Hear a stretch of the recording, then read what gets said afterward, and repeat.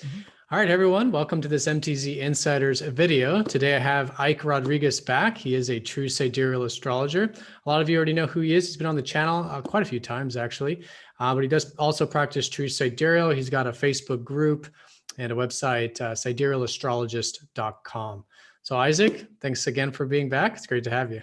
Yeah, nice to see you. Haven't seen you in a while, man. I miss you. Yeah, it's been a while. Yeah. It's been over a year since our last video. Yeah. So you just got back from like a pilgrimage of sorts Yeah. to some astrological sites. Is that right? Yeah. This winter I jumped in my RV and I wanted to check out all these astrological sites, like these sacred sites that have astrological alignments. And so one of the places, like I read this book called Secret History of the World. And then it led me to another book called The Secret Architecture of Our Nation's Capital. And the focus was mainly about serpent energy. It was about Virgo energy, the feminine energy, with the obelisk. So it led me to go to see Cleopatra's Needle in Central Park. It's a real Egyptian obelisk that's in the center of Central Park. So I didn't even know that. I didn't even know that existed. Yeah, it's amazing. And then while I was there, the Metropolitan Museum, it was right outside the Metropolitan Museum. And I went and I saw the permanent Egyptian exhibit, which had Imhotep's Book of the Dead. So we follow the 13 zodiac signs. Imhotep is Asclepius, or Asclepius is Imhotep.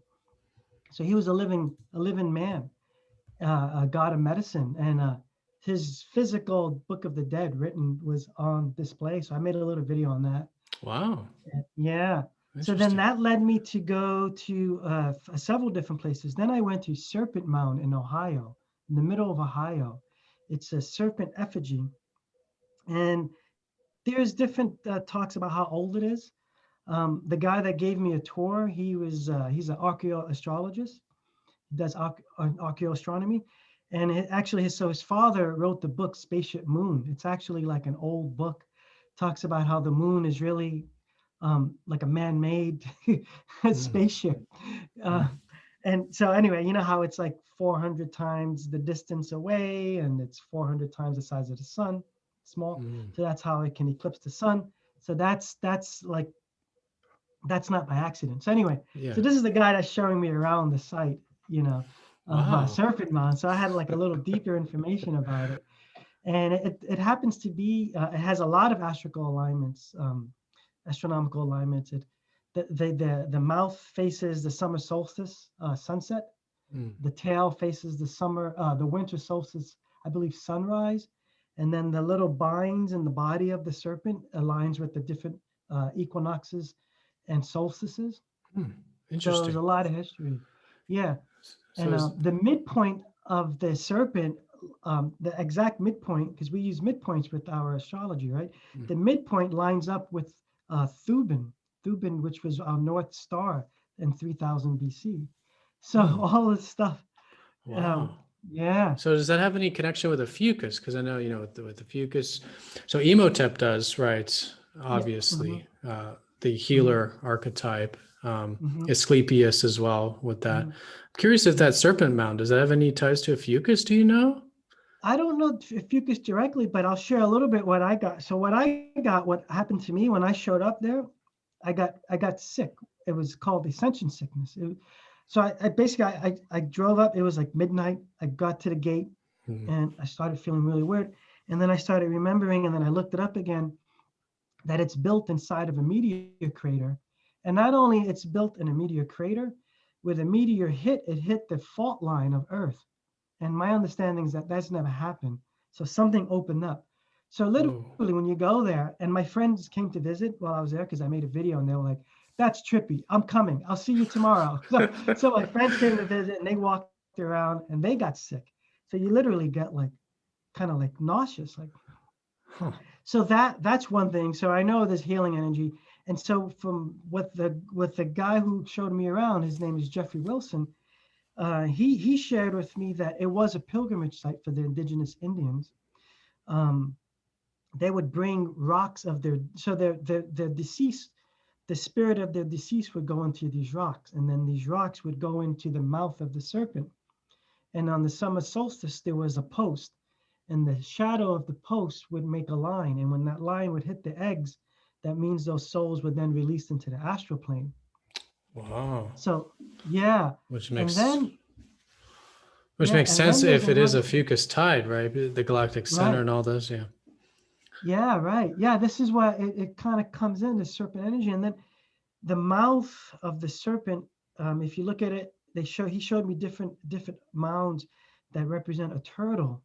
So I know in Mayan cosmology, the age of the turtle and the age of the serpent, Quetzalcoatl, that's where we're in, an age of the serpent, a fucus, Mhm. because Quetzalcoatl is supposed to be in the galactic center. Hmm. And then when he shows you the new image, it's the snake eating eating the turtle, meaning like, you know how we have the age of Aries and Taurus, you know, Mithras slaying of the bull, killing one age to birth another. So the cosmic Right. egg. Yeah. Right. Yeah. And what's interesting too is so right now, so the solstice is lined up with the sort of um, Gemini Sag axes, Hmm. right? Because the equinoxes right now are the Pisces Virgo, right? So we're Hmm. dealing with those mutable signs. So that means the solstices are lined up with the Gemini and Sag energy, which if we were, let's see, rotating it, are we coming from a solstice of a fucus or is it coming? Yeah. So 2012 marked when the sun was directly in the galactic center on the winter solstice. Oh, I did And not know that that. was, yeah, that was the mark of, that was the 13 Baktun calendar when it ended. That because we were entering Mm, into the new age. And if we go further, we realize that that was the entering into that photon belt that we talk about, because we share that trinary star system, they say, with Alcyon. hmm. So it's part of a photon belt of highly charged magnetic particles. And that's where they say at this time, you're going to be entering in 2000 years of light, of enlightenment. And that's supposed to be where we are right now. So this is where it gets a little conspiracy theorist, because that's why the sun is being blocked out. And, Hmm. you know, all this stuff kind of gets a little like, you got to Yeah, look at what's happening I never with thought the of that. ancients told us. Yeah, I never Yeah. thought of it from that, from the solstice perspective. Yeah, Hmm. interesting. Yeah. Well, cool. And then, so you said there was a lot of Virgo kind of energy there as well, just in general with all these, Oh, the yeah. goddess. So if you follow this book, right, and then you go into Secret Architecture of Our Nation's Capital, and then there's a movie, I'll try to get you the link. It's called Riddles in Stone. So basically, it makes a connection from ancient Egyptian builders, right, um, to the Knights Templar, to the Freemasons. That's all one lineage. Hmm. And it makes a connection to maybe saying it's the Merovingian lineage, which is Magdalene, Jesus lineage, Mother Mary, and it's Virgo. So all of this is kind of being opened up in this book and the other book, and it talks about how our nation's capital, Washington D.C., was built to bring in the divine feminine energy of Virgo. Hmm. Even Cleopatra's Needle was rushed here to usher in the 1881, the new age. They call it the new eon. There was a new eon. And that obelisk had to be up by 1881. Also, the similar one was in London. So they had to be up. And if you read about the amount of resources that went in to get these obelisks up at that time, it was important. Mhm. So that was to bring in the feminine, and then it ties in with the story. One of the people on our group showed me an image of the story of a Net and Geb, which Geb is the masculine. He's Earth, and he has a penis. That penis is supposed to be represented by the obelisk, and Nut is the sky goddess, Nut or Net. She's the one that we all see arched over with stars in her belly. So, so that's the story of a marriage of the sky, the goddess of the sky and the earth plane, the material plane. And Wow. that's kind of where we see in a lot of mythology the merging of masculine and feminine, earth and spiritual, Yeah. right? Yeah. A lot of So so Greek this mythology this as well. this shows, right? And Yeah. I went and I saw it's called the temple, what is it called again? House of Temple, the Freemason Lodge in DC, and it has two sphinxes in front. And the sphinxes have Mother Mary, like that face with On the the Sphinx. yeah, on the sphinx. And one chest of the sphinx has an ankh, and the other one has the sky goddess, which is the sky goddess that we see holding up the sun like this. Mm. A lot of us see the feminine goddess.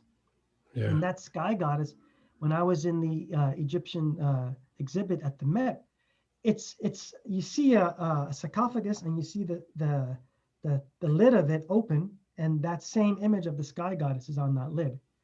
So the deceased is getting transported into the stars through this marriage.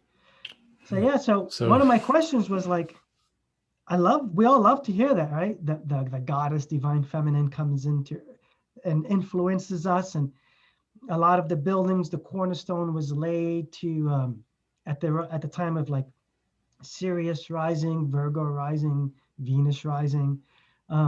But then the question is like, well, what happened? Because that's not what we have in our nation's capital, right? We have pure dominant male energy, right? So yeah, so that is a good question. Yeah, with this being such a especially for so long, even before that. I mean, it's been male dominant, masculine energy for thousands of years.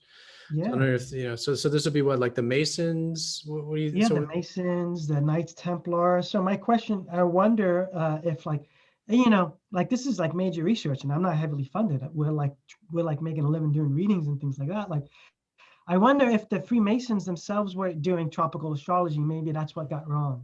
Maybe they were like, okay, Virgo rising, but maybe Virgo wasn't really rising. So I question that. I question, did they even get astrology wrong? Were they practicing 12 sign stagnant tropical astrology where it doesn't precess? It's a static chart. I don't know. So these are the questions that I'm looking for. That also aligns with the current age, so to speak, because being in the age of Pisces, so that means the fall equinox is Virgo. So I'm wondering if they're trying to incorporate some of that Virgo energy into this age of Pisces that we're in. You know what I mean? Yeah, I mean, that's what I mean, if you look at images of Mother Mary and Jesus is supposed to be the sun, Pisces. He's representative of the age of Pisces. He's on the lap of the Virgin Mother. Yeah. And if you look at Horus and Isis, same image. He's on the lap of his mother. Yeah. So this is all connected. So yeah. And, you can't have Pisces without Virgo, and Virgo without Pisces. It's like the duality, but they're the unity, and the same thing. Yeah. The mother, the great mother, and maybe I don't know. I mean, we can go in so far to what really happened. Yeah, why is it like that? Yeah.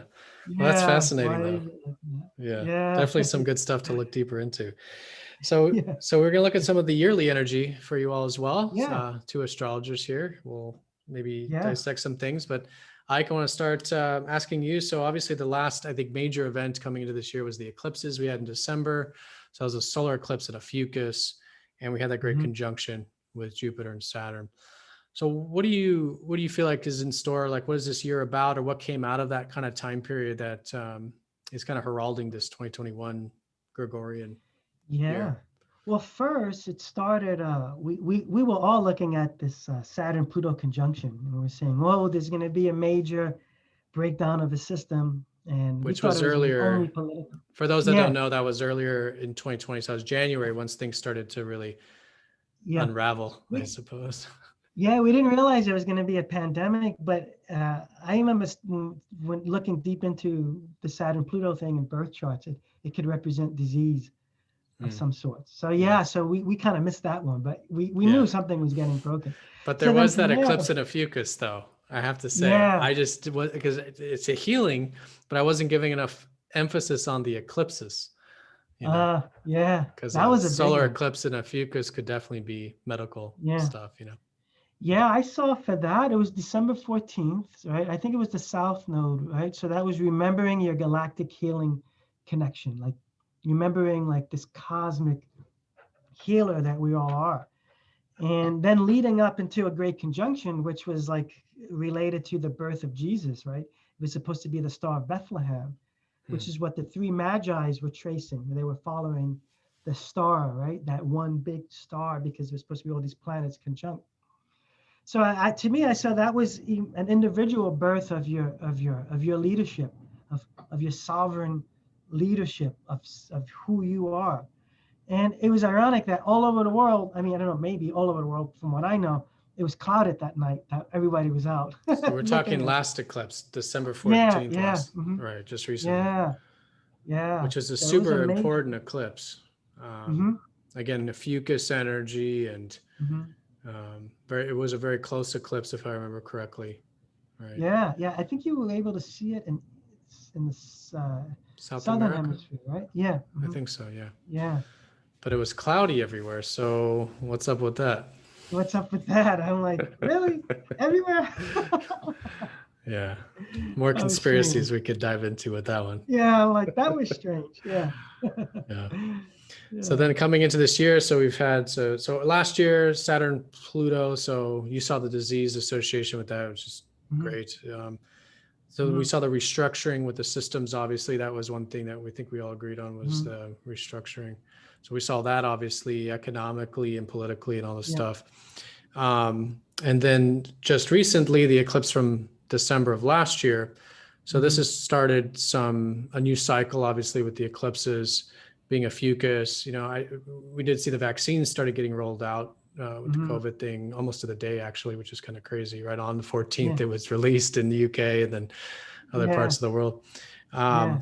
So what do you see that coming into this year of 21? This kind of energy of incorporating more a fucus and you beginning with Mm. this great conjunction with Saturn, Jupiter? Yeah. You know what I was noticing too is all year is Uranus square Saturn. Mm. Remember, we were looking at that. Uranus is in Aries, so it's Mhm. starting the zodiac cycle over again. Mm.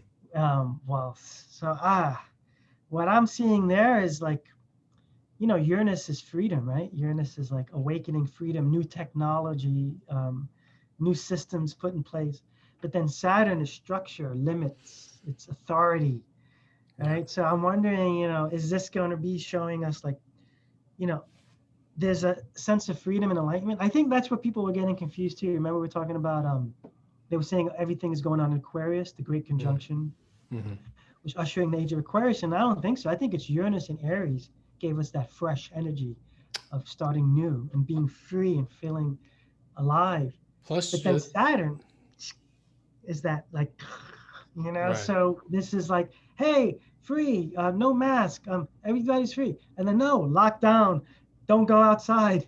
And it's like, what the hell? I think that strong contrast. Square, yeah, big that's contrast. definitely the And it's square all energy. year, right? Yeah, all yes. Yep. So that's so everyone knows the dates of that. So that was February 17th was the first contact, but obviously we feel it around that time. Mhm. Last contact will be December 24th of this year. So around that time there. The earlier transits are always the more challenging, obviously, because we're just getting thrusted into the energy for the first time. It does get easier as the year progresses, I'm sure, but June 14th is the next contact with the Saturn Mhm. Uranus while they're retrograde. And this coincides with the eclipses. So we have an eclipse on May 26th. So let me go ahead and check that. So that's going to be the lunar eclipse that we have in that Scorpio fucus energy. And then we have the June 10th solar eclipse in Taurus. So with the North Node in Taurus, South Node, and what is shifting into, Scorpio already, really is this kind of balance between still the deeper intense energy of the South Node and the healing energy of a fucus and the medical and all this kind of stuff. But the North Node's pointing towards is Taurus, right? Which is very grounded and very self-reliant and very resourceful. And I'm starting to see that too, like, people becoming very resourceful, more autonomous, more kind of self-reliant, maybe more grounded to nature. At least that's the key, right? So to balance out all this kind of deeper and healing energy, it's almost like Taurus, so in order to do that healthfully, we have to develop that Taurus energy, staying grounded and connecting to nature and resources. So those eclipses will be activated there on that axis, late May, early June, but it's coinciding with that Saturn square Uranus. So I think that'll be another step with a lot of the collective stuff that we saw coming out of December of last year. Maybe with the, mandates, COVID stuff, maybe, maybe starting to get more rolled out, or things are making more sense and getting more clarity, which would be great. Just more clarity in general for this kind of stuff. Yeah, But then the there's that Taurus Saturn wants to know. squaring Uranus again. Yeah, So yeah. we'll see if It there'll be just that makes things clash. go like, yeah. Yeah. It might be, yeah, getting back to the land. I see that creating stability. I think the environment is getting cleaned up. Not too many people are Yeah. commuting to work, Right. working from Right. home. I didn't think of You that. know, so this is Yeah. Uranus. This is like, oh, we can use technology to be close to our families, work from home, grow our food. And then you'll get this like restriction with Saturn. Well, if you grow your food, you know, then all of a sudden, you might get in trouble. Some people are getting, I heard issues of people getting in trouble for having a garden in their front lawn and collecting rainwater. So then you have that. And then there's like, okay, like, so I see that going on, but that's what it takes. Like, Yeah. you have to Freedom you have isn't to free, survive in your really, life. at the end Yeah, of the day. Yeah. yeah, I yeah. guess that's what we'll learn. But yeah, Uranus and Aries, very fiery, very erratic, very Mhm. impulsive in that sense. Saturn and Capricorns, like even adding more to that Saturn energy. Oh my God, it's like double cap, double like restrictions. Yeah. But I remember reading in that book, I think it's by Liz Green, Saturn and this old devil or something like that, where it Yeah. says Saturn is the hands that wrap around your neck and restrain you.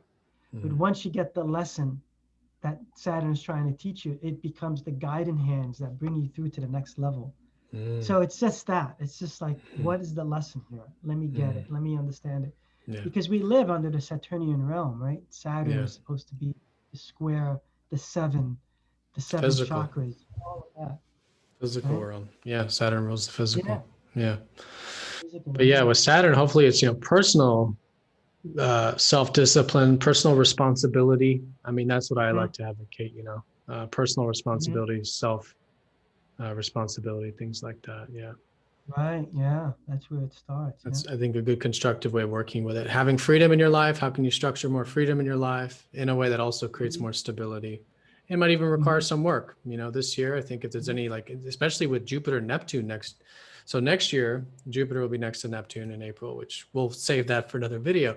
But now with Neptune starting to go into Pisces, there's all this Pisces energy of dreams, ideals. I don't know if you felt that or some of your clients are feeling that, but what I'm seeing is this kind of more dreamy energy of like, oh, this is possible, or maybe this is possible. And we're kind of going into that Piscean realm, at the moment, right?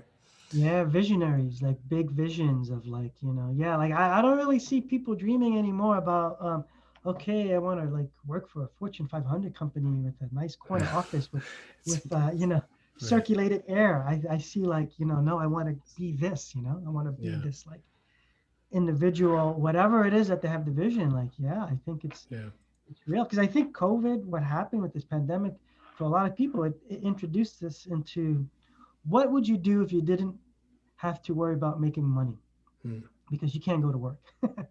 So you better occupy your dreams right now. That's all you have to keep you alive. Like that's it. So I think people face that and we're seeing it. So that's a good thing that's come out of it. And that's that need for freedom too with Uranus is wanting to get out of those restrictions or heavy energies or limitations. But then Saturn saying, okay, well, let's take our time with it. Let's build towards that. It'll take some time, but listen to those dreams, listen to those ideals with the Neptune, do what's important on a soul level. Listen to that Uranus that needs freedom, but Saturn and Cap, okay, but let's be patient. Let's see it through. Let's see the long term. It's going to require work. Yeah. But it's very constructive, I think. Yeah. Yeah. And then when Jupiter comes in with Neptune, that's just going to expand it and make us feel, I think that's going to give us the confidence of the dream. That's what I'm feeling. Yeah. It'll the inspiration. Give, like, I can do it. What is that little train? I know I can. Oh, the boat, is it? Yeah. Isn't it like a train that goes up the thing? I know I can. I forget. It's an old. I don't know. You're probably right. I don't know too much about that. All I thought it was that little, I don't know where this is from, but it was like this little, the boat that's like tugging this giant boat. I don't know. Oh, yeah. Probably something else. But yeah, same. Yeah, exactly. Same thing. I think I see that. Yeah, I feel that too. Yeah. All right. So I guess we'll conclude it here. We'll keep it short as usual. But yeah, I wanted to ask you, so with the Facebook group, so you still have that going on, Sidereal Revolution, and you guys started Mhm. something new with that, right? Yeah, in Sidereal Revolution, there's a lot of astrologers, practicing astrologers, and we're just. I created something in there called Astrology Gym, which is practicing astrologers lead a workshop for a few hours once a week. So different astrologers come in once a week, and they just share their skills and maybe share it with another astrologer. But we usually have a nice group that shows up and they learn a little bit. And so it's the idea of a gym because we're all kind of locked up in some way or another. So it's like exercising Nice. that astro mind, the Yeah. astrology connection. Yeah, that's the Yeah. best way to learn. Obviously, we're all learning, but really good Mhm. way of like developing your craft, because you get to Mhm. bounce ideas off of other astrologers. You get to learn new things, obviously. So are there people coming into the group that don't have any, maybe just a little bit of astrological background? Yeah, just a little bit, but it's definitely led by people who have backgrounds. It's led So by them, but others can yeah, participate and learn yeah, more about. yeah, learn more, and it's great. Yeah, like you said, like it's also an opportunity for new astrologers to get out of that like shy zone. A lot of us have that shy Mm-hmm. zone in the beginning. So Probably, it's to build confidence, right? yeah, mostly inward people, I would imagine. Yeah, yeah. So it builds a Astrologers. little confidence to talk in front of people, and Yeah. it's been nice and like just nurturing everyone. It's been so sweet. It's like just like giving everyone like a place to just shine and not worry about being judged. So Yeah, that's that's been the super beauty of cool. groups. Yeah, the support, and then Mhm. also, the what do you call it? Accountability as well. Mhm. So you go to something Yeah. like that. What do you guys do it once a week? Yeah, once a week. Yeah, once a week. So you So go once on a week. Sidereal Revolution. You can request to be a member and answer a few questions. I approve you. And yeah, it's really cool. Nice. We have a nice group, man. It's really cool. Cool, cool. So we'll put the Yeah, links down below. yeah, Sidereal Revolution on Facebook. And yeah, then you said you and your partner are doing something, right? With yeah, semantic movements. yeah. My partner Hillary, she does somatic movements. She's a somatic movement practitioner. Hmm. She has a company called Moving in Grace. So she studied astrology with me. So now what we do is we talk about the astrological alignments going on, mainly around the lunar cycles. And then she creates a movement embodiment practice, like a dance embodiment practice around the energies of what we see going on. Like And our it's like a ancestors. hour, 90-minute thing. Yeah, it's pretty cool. That's important. That's something Uh, I think obviously our ancestors did, but we don't really do that very much. We don't get into the physical body, we don't yeah, move to the energy or not. yeah, yeah. Like so something going on like Uranus and Aries, so with the head and the ideas and how do you move, how do you open this channel up the crown. So all that stuff kind of takes place and it's the good, she has a great she great soundtrack, she comes up with great, playlists. That's The insane. music. Yeah. Nice. Yeah, great music and Get you it's deep cool. into it. Yeah. Cool. So what is Yeah. that? So there's like YouTube videos or no, you guys No, have no, like we do it live on the Zoom, group. It's a Zoom. live Zoom, and then we stream Okay. it to the group at live Zoom, and you can interact with us. And Nice. yeah, like a few years ago, we used to do them live. I mean, we did like two of them live, and then the world closed down. But live was great. Like Mm. yoga center, bunch of people, and we're dancing Wow. and on a That's how, microphone, like talking about the really? alignment. Oh Crazy. man. Yeah. That's how it should be, Oh, right? Yeah. yeah. I can't wait till that opens back up So that's again. Yeah. also so that's also on the Facebook where you Yeah. publish that. Okay. You'll get notified on the Facebook group. Yeah. So if you're part of Facebook group, yeah. Awesome. And Yeah. of course, you're still doing readings, siderealastrologist.com, right? Yeah, siderealastrologers.com, readings, yeah, yeah, that's my specialty, Yeah. figuring it all out for people. It's great. Awesome, man. All right, Ike. Well, it's been Yeah, great having you back. So we'll conclude it yeah, here. But thanks again for being on. you got it. You got it. I'll catch up with you. See ya. Okay. Yeah. Bye.